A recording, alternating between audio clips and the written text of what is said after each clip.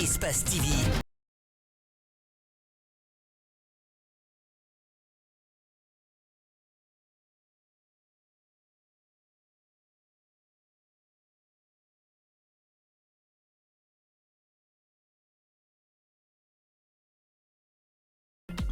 Merci de nous choisir pour vous informer. Bonsoir et bienvenue dans ce 19h45.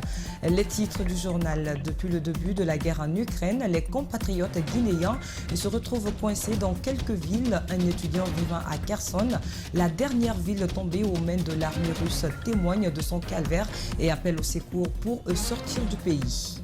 Et puis le refus d'héberger des chrétiens, un phénomène qui prend de l'ampleur dans notre société et détériore la relation interreligieuse de nos jours. Et des jeunes étudiants ont été récemment victimes de cette pratique qu'aucune de ces religions monothéistes ne recommande d'ailleurs. C'est tout pour les titres.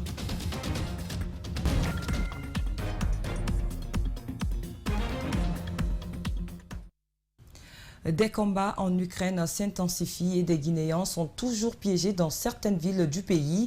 Notre rédaction a pu entrer en contact avec un étudiant vivant à Kherson, une des dernières villes ukrainiennes annexées par les soldats russes. Un jeune affirme qu'il vit dans des bunkers et impossible de lui sortir de la ville. Bandou Kondé invite les autorités à déployer les moyens pour leur permettre de quitter le pays. Alceni Bari pour la suite. Sur cette carte, la ville de Kherson, au sud de l'Ukraine, complètement annexée par les forces russes. Ici, survit Bandou Kondé.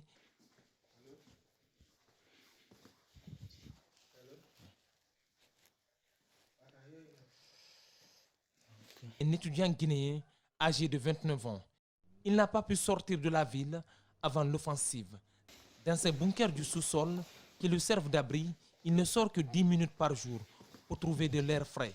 Présentement, au moment où je vous parle, la ville de Kherson est dans la main des Russes. Donc, c'est contrôlé par les Russes maintenant. Donc, il n'y a pas de circulation dehors. La ville est totalement paralysée. On ne peut même pas sortir. On est tout le temps enfermé dans les bunkers au sous-sol. Donc, c'est tellement difficile pour nous alors là. Dans ces abris de fortune, la nourriture s'épuise. L'eau aussi. Les journées deviennent pénibles. Et les forces russes ont bombardé les routes, les rails, les ponts. Impossible de quitter la zone. On avait des stocks avec nous, soit pour le manger, donc les fournitures là. Mais actuellement, le stock, c'est en train de finir, tu vois. Et la ville, la manière dont ça continue comme ça, on risque de rester sans, on n'a rien sur nous. Donc la ville, c'est pas facile. La vie n'est pas facile ici actuellement pour nous. Le joindre sur les réseaux sociaux a été un parcours de titan pour nous, car même l'Internet est perturbé. Cependant, plusieurs compatriotes ont pu sortir du pays. Je parlais aussi avec les représentants des Guinéens qui sont dans une conférence en Zoom. Donc, on a parlé là-bas, donc ils ont dit que la majorité des Guinéens sont hors de l'Ukraine maintenant. Bandou n'est pas le seul à Kherson. Un de ses amis y vit également. En Ukraine, les combats s'intensifient. La frontière polonaise refoule du monde. Les plus chanceux de nos compatriotes ont dû cravacher pour sortir du pays, comme le témoigne un étudiant qui nous a contactés. Tcherno Abdraman Diallo, je suis étudiant ici en Ukraine et on est ici bloqué du côté de la frontière ukrainienne. On cherche à passer, mais on ne prend que les enfants et les femmes pour l'instant. Mais j'aimerais faire une doléance du côté du gouvernement guinéen afin qu'il puisse nous faire une lettre diplomatique et qu'il nous laisse des représentants qui puissent venir du côté ukrainien par là. Pour le moment, du côté du ministère des Affaires étrangères et des Guinéens de l'étranger, c'est silence radio. Personne ne veut communiquer. C'est un reportage signé Alceni Bari. Les travailleurs de Spice Plast dans la commune urbaine de Manéa, préfecture de Koya, sont en grève depuis des semaines. Ils réclament l'amélioration de leurs conditions de vie et de travail. Parmi les points de revendication, une augmentation de salaire, la prise en charge médicale ou encore la mise à disposition d'équipements de protection individuelle. Rosaline Gotomonemou, Ibrahima Sorissenksoma. Tout est parti du fait que les responsables de l'usine ont réduit les horaires du travail de 12 heures à 8 heures sous l'autorisation de l'inspection du travail. et ont décidé par la suite de réduire les primes journalières de 50 000 francs à 35 000 francs. Ce que les travailleurs n'ont pas apprécié et demandent l'augmentation de salaire à 80 000 francs par jour, la prise en charge médicale et des équipements de protection individuelle à cause des accidents enregistrés dans l'usine. C'est beaucoup de personnes qui sont là. Ils ont perdu leurs doigts, certains ont perdu leurs doigts, certains ont perdu leurs bras. Rien à signaler. Rien. On n'a pas de conseil, on n'a pas de syndicat. Implantés il y a plus d'une année, les responsables de l'usine Space Plast disent être sur le point d'améliorer étape par étape les points de revendication des travailleurs. Ils ont demandé de l'eau. Ils ont mis une fabrique d'eau ici, d'eau potable, parce qu'il y a beaucoup de forage dans la cour. Ils ont acheté un congélateur de 2 mètres où ils mettent l'eau. La prise en charge médicale, s'ils ne peuvent pas ouvrir tout de suite une infirmerie ici, c'était de référer. Donc ils étaient dans la dynamique de négocier avec les cliniques d'à côté ou bien l'hôpital préfectoral, les EPI. Les EPI, ils en ont eu. Il y a des gens qui disposent, mais ils ne portent pas. Et on a dit, même si c'est usé, pour qu'on change, tu dois montrer ce qui est usé, ensuite on change. Alerté, le premier vice-maire de la commune urbaine de Manéa est arrivé sur le terrain en compagnie du chef de secteur. Il a demandé aux grévistes de surseoir à leur mouvement et de se retrouver autour de la table pour des négociations. J'ai reçu des jeunes, il faut le dire, au bureau, certains sont blessés. Et ils m'ont dit que certains aussi sont en prison.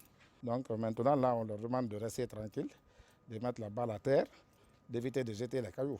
Et on va s'impliquer pour qu'une solution soit trouvée à l'amiable. L'inspection du travail de Koya assure la médiation dans cette affaire. Les travailleurs réclament la libération de leurs camarades arrêtés mercredi et jeudi par la police de Koya. C'est un départ presque forcé pour la famille Sarko qui brandit un contrat dûment signé par le patrimoine bâti. Un préavis de 6 heures seulement a été accordé au couple pour libérer sa maison. Le traitement réservé à ce homie fonctionnaire de l'État et un cas sur plusieurs à la cité ministérielle. Mamadou Sadio Baldé vous retrace le choc moral d'un homme qui dit n'avoir de point d'appui que sa foi religieuse.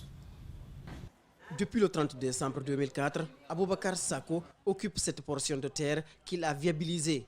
Lundi à 10 h, une équipe se pointe et invite la famille à libérer la maison avant 16 h. On n'a reçu aucune lettre, aucune invitation pour nous inviter à libérer la maison. Pourtant, dans le contrat qui lie Aboubacar Sako et le patrimoine bâti, il est mentionné dans l'article 8 ce qui suit.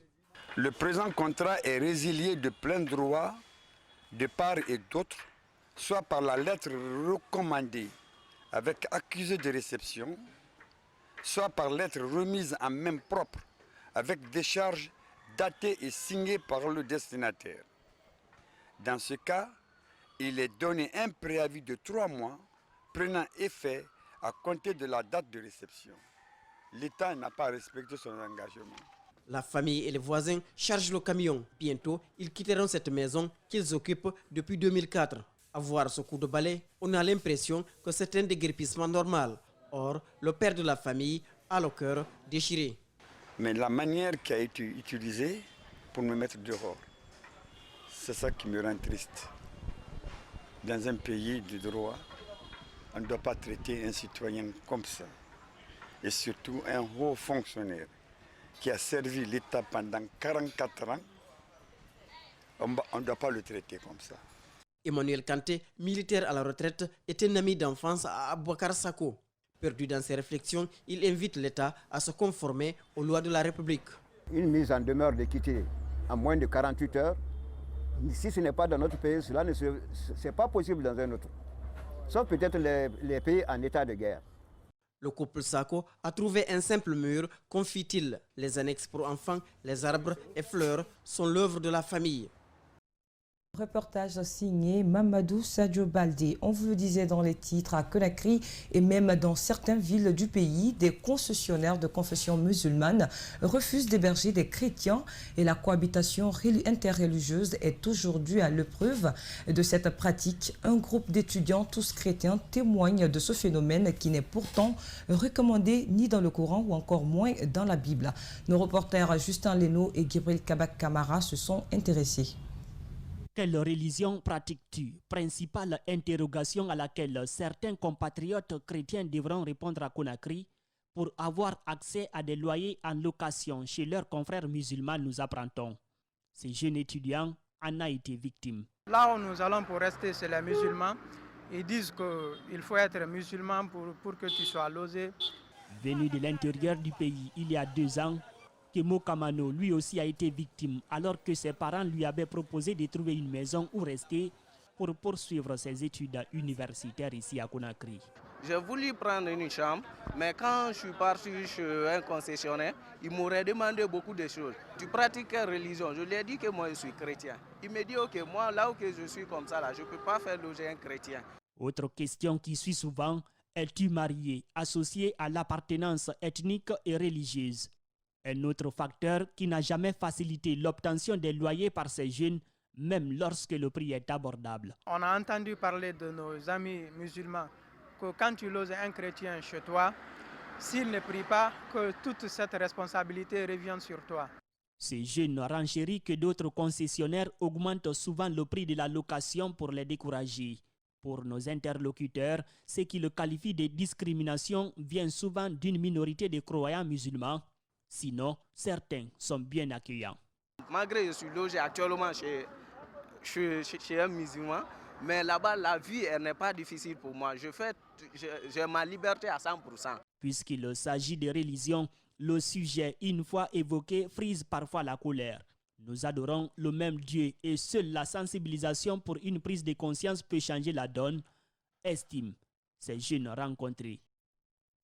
Le mois de carême a débuté ce mercredi chez les chrétiens catholiques du monde entier. Et pourtant, même si elles sont aussi jesuites, il y a des évangélistes, des églises évangéliques qui n'observent pas cette période de jeûne. Pour elles, il n'y a pas un moment précis recommandé par la Bible pour jeûner. Bernard Koundouno et Aboubakar Din Kamara ont rencontré quelques évangélistes pour en savoir davantage. Les chrétiens catholiques ont entamé mercredi les 40 jours de jeûne et de pénitence. Cette période spécifique de méditation et de prière n'est pas forcément observée par les autres religions chrétiennes. L'Église protestante ne trouve aucun passage biblique qui détermine la période particulière pour le jeûne. Nous ne jeûnons pas les 40 jours parce que ce n'est pas pour nous un sacrement. Les sacrements, c'est le baptême, c'est la Sainte Seine qu'on appelle la communion, le repas du Seigneur. Les 40 jours de jeûne de Jésus-Christ dans le désert sont à l'origine de ce jeûne pour certains. Le pasteur, lui, a une autre explication à cet exercice. Pour la Sainte Seine, Dieu dit clairement, faites ceci en mémoire de moi. Mais pour le jeûne, Jésus n'a pas dit de faire 40 jours de jeûne après lui. Ce n'est donc pas un sacrement. Mais Jésus voulait donner un exemple.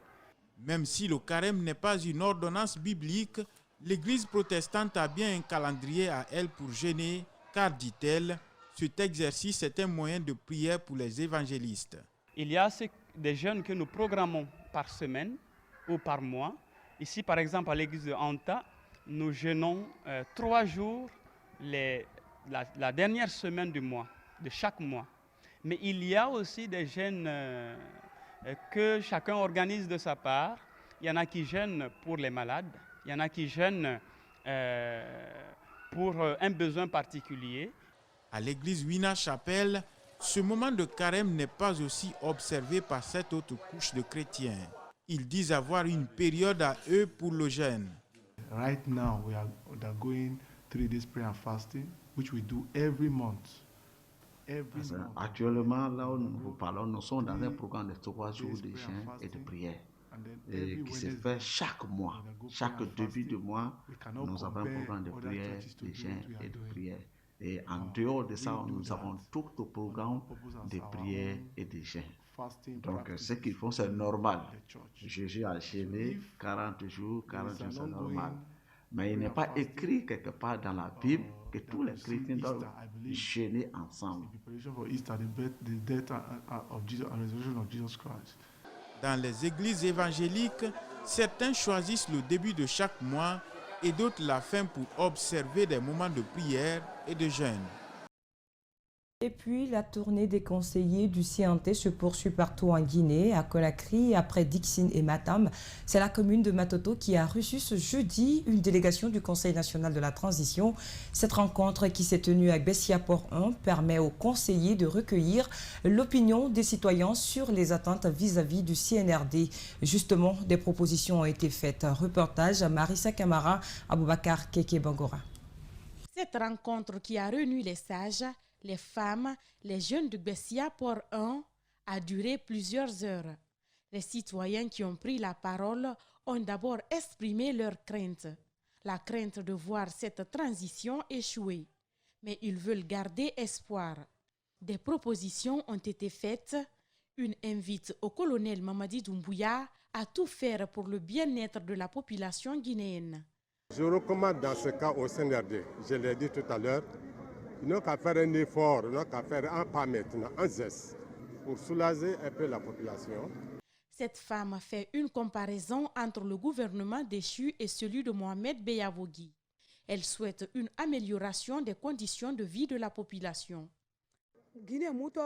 Nous les femmes, nous souffrons énormément. Au temps d'Alpha Condé, on achetait 1 kilo de riz à 5 500 francs guinéens, 8 500 francs guinéens. Conseiller au CNT apprécie le déroulement de cette consultation. La mobilisation reste cependant à gagner. Peu d'engouement, dit-il, surtout du côté des femmes. On voit très peu de femmes et très peu de jeunes. Le rôle du CNT, c'est de préparer, de faire le projet de constitution et aussi les textes législatifs. C'est cela notre droit, nous avons été mandatés par notre président. Le maire de Matoto, Mamadou Batos Camara, apprécie cette initiative du CNT. Il promet de s'investir pour que les préoccupations des citoyens de Matoto soient entendues. Donc hier, c'était la première étape au niveau de l'état civil de la commune pour rencontrer toutes les entités sociales. Nous sommes à notre deuxième étape au niveau de Bessia et nous ne ferons que leur accompagner pour leur faciliter vraiment cette démarche. Cette rencontre aura permis aux citoyens qui ont pris la parole d'exprimer leurs inquiétudes. Il reste au CNT de transmettre à l'ensemble des acteurs d'agir.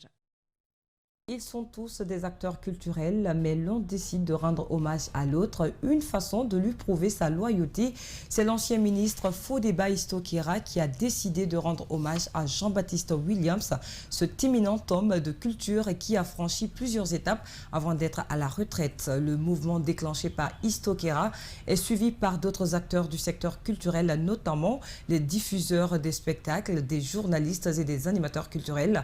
Ce mercredi, l'événement couvrant Jeannot a été célébré devant plusieurs hommes de culture. Mohamed Valek Touré, Alseni Camara.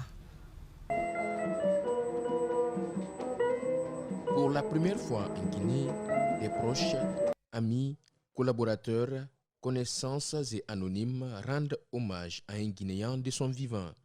Ingénieur, musicien, compositeur, chef d'orchestre, technicien de radio, l'animateur culturel et le promoteur Jean-Baptiste Williams, c'est déjà assez pour un seul homme qui doit être présenté à la jeunesse et célébré par le public. Célébrer Jeannot Williams, c'est dire merci à un grand frère, à un guide, à quelqu'un qui m'a orienté dans les arcanes de la radio-télévision guinéenne dans les années 80 lorsque je venais de Côte d'Ivoire.